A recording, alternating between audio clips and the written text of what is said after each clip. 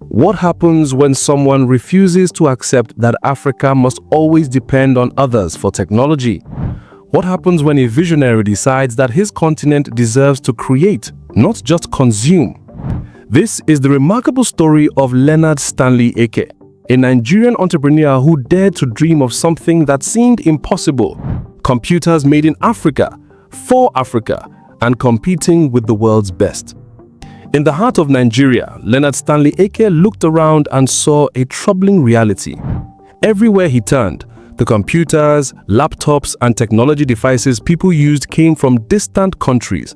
America, China, Japan, these were the names on every screen and keyboard. But Leonard saw something different. He saw an opportunity to change the narrative entirely. Leonard wasn't content with Nigeria being just another market for foreign technology companies. He had a bigger vision. He wanted to prove that Africa could stand shoulder to shoulder with global technology leaders. This wasn't just about business for him. It was about dignity, independence, and showing the world what African innovation could achieve.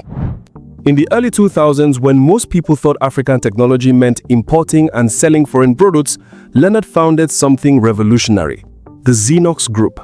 This wasn't just another technology company. It was a bold statement that Africa could design, build, and manufacture its own computers and electronic devices. The challenges Leonard faced were enormous. Imagine trying to build a computer manufacturing company in a continent where most people had never seen locally made electronics. The infrastructure was limited. The expertise was scarce. The market was skeptical. Many people wondered, could a Nigerian company really make computers that would work as well as those from established international brands? But Leonard had something that couldn't be taught in business school: an unshakable belief that Africans could create world-class technology. He often said something that became his philosophy: if an American can do it, I can do it better because I understand the architecture.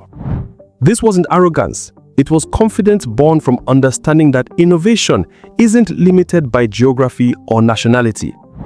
The early days of Xenox required tremendous persistence. Leonard had to convince investors who were used to safer, more traditional business models. He had to find skilled workers in a field that was completely new to Nigeria. He had to source materials and components while building relationships with suppliers who had never worked with an African technology manufacturer. Most challenging of all, he had to convince Nigerian customers to trust a homegrown brand. For decades, people had been conditioned to believe that quality technology could only come from certain countries. Overcoming this mindset required more than just good marketing. It required proving excellence through actual performance. Leonard's breakthrough moment came 5 years after founding Xenox, when the company achieved something unprecedented in African technology history. Xenox became the first computer manufacturing company in Africa to receive ISO 9001 certification.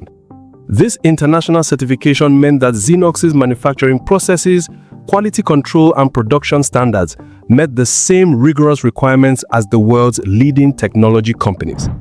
This wasn't just a certificate on the wall. It was validation that an African company could compete at the highest international levels.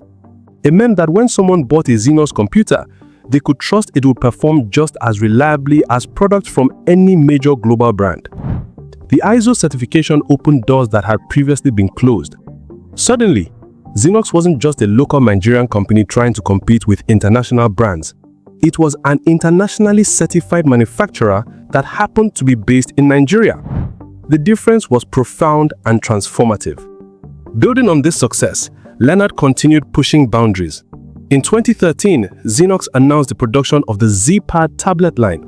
At the time, tablets were becoming increasingly popular worldwide, representing the future of mobile computing.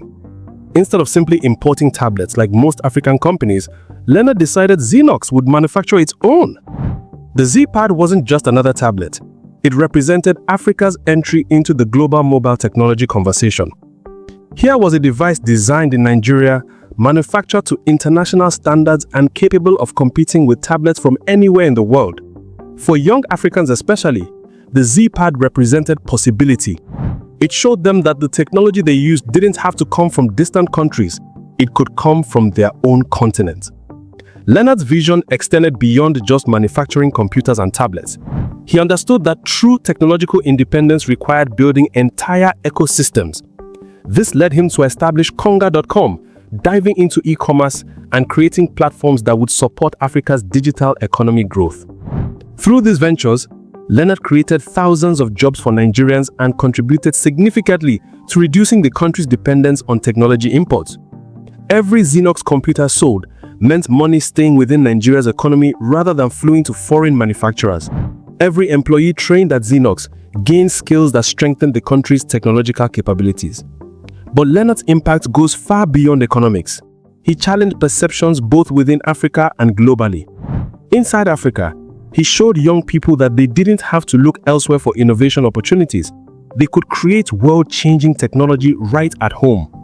Globally, he demonstrated that Africa was capable of sophisticated technological production, not just raw material extraction or basic manufacturing. The journey wasn't without obstacles.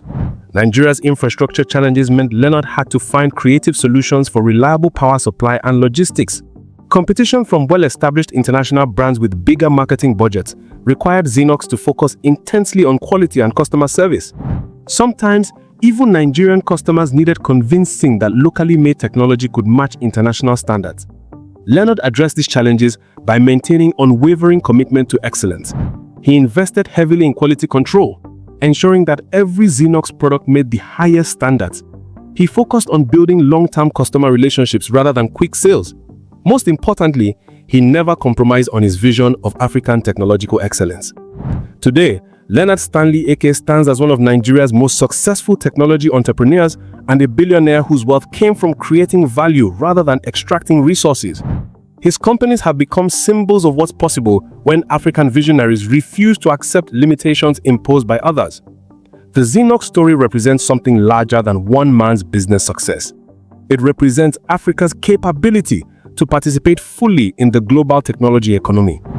It shows that innovation and excellence aren't determined by location, but by vision, dedication, and commitment to quality. Leonard's work has inspired countless other African entrepreneurs to think bigger about what they can achieve. His success has helped change conversations about African business from survival and subsistence to innovation and global competition. Through his example, he's shown that African companies can set standards rather than just meeting standards set by others.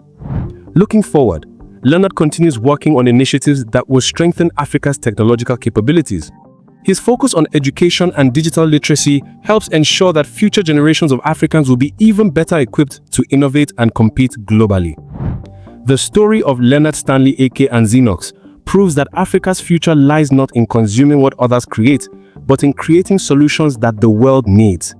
It shows that with vision, persistence, and commitment to quality, African entrepreneurs can build companies that compete with the best anywhere in the world. This incredible journey from vision to global certification to sustained success demonstrates that Africa's technological independence isn't just a dream, it's an achievable reality that begins with individuals brave enough to challenge conventional thinking and work tirelessly to prove that excellence knows no geographical boundaries. What do you think about Leonard's incredible journey from dreaming of African-made computers to actually building a globally certified technology company? Does his story inspire you to think differently about what's possible in African innovation? Share your thoughts in the comments below. We love hearing from our community about these game-changing African success stories. If this story of homegrown African excellence inspired you, make sure you hit that like button and share it with anyone who needs to hear about the incredible innovation happening right here on our continent. Don't forget to subscribe to OneAfrica and turn on notifications so you never miss our stories about the visionaries and pioneers who are reshaping Africa's narrative on the global stage. Thanks for watching, and remember, the future of African technology is being built by African hands and minds.